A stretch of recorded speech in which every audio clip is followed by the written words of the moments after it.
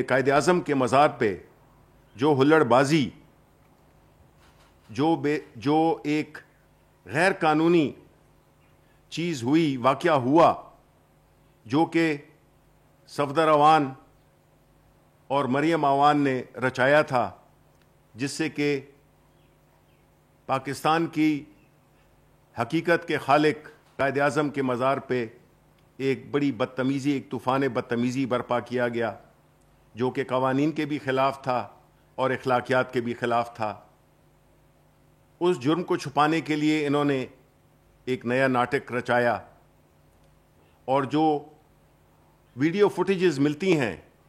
جس میں کہ صفدر عوان بڑے آرام سے پولیس کی گاڑی میں بیٹھ رہے ہیں اور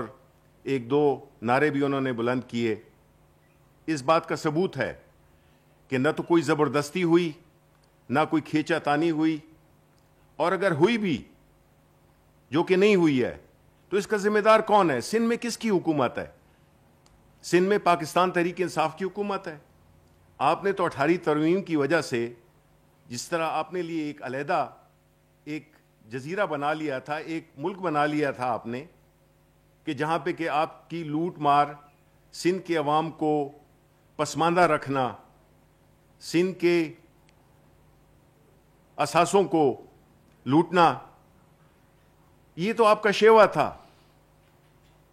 اومنی اکاؤنٹس اس کی ایک جھلک ہے، ایک چھوٹی سی جھلک ہے۔